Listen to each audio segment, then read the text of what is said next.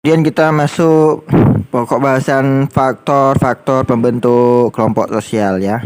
Ada dua faktor yang sangat mempengaruhi pembentukan kelompok sosial di masyarakat. Yang pertama adalah faktor kedekatan ya. Karena faktor kedekatan, tingkat kedekatan seseorang atau faktor tingkat geografis, tingkat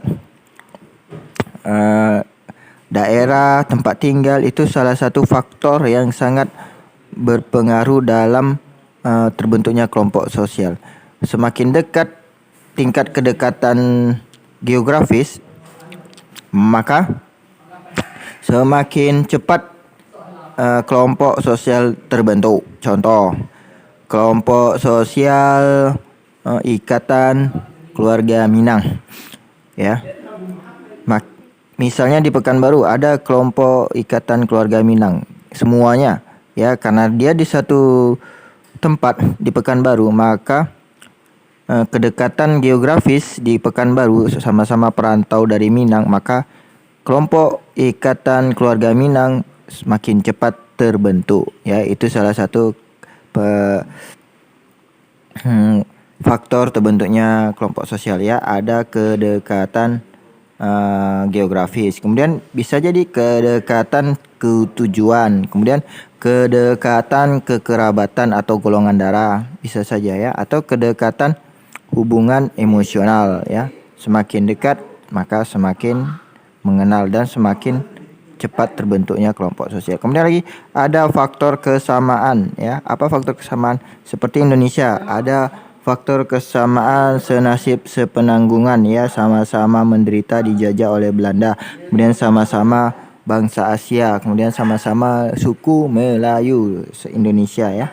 Maka tokoh-tokoh pendiri bangsa Indonesia dengan adanya kesamaan itu bisa membentuk kelompok sosial yang bernama kelompok Indonesia Merdeka ya. Itu dia. Kemudian lagi tipe-tipe kelompok sosial ya.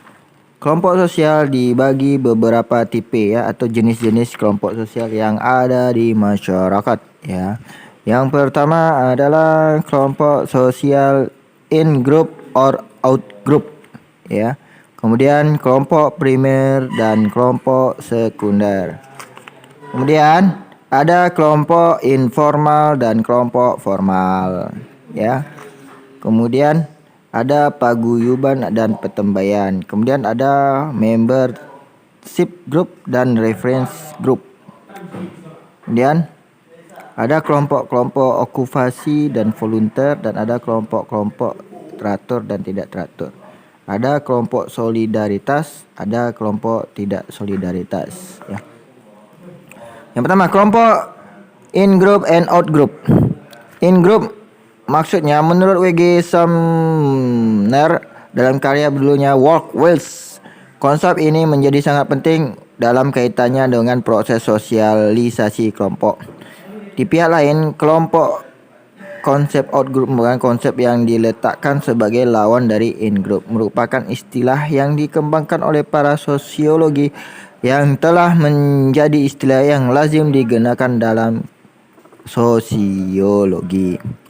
Klasifikasi in group dan out group terbentuk dalam proses sosialisasi ya, kami atau kita sebagai lawan dari mereka ya. Itu dia, in and out group.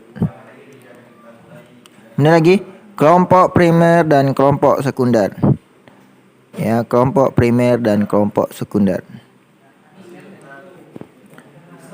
salah satu ukuran yang digunakan adalah penekanan kelompok dan derajat intensitas hubungan antar anggota ya.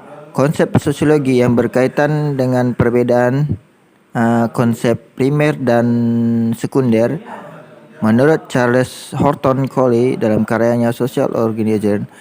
Menurut Coley, kelompok primer merupakan kelompok yang memiliki ciri-ciri tertentu, yaitu saling kenal mengenai antara anggota-anggotanya serta menjadi kerjasama erat yang bersifat pribadi dan relatif langgeng. Contohnya apa?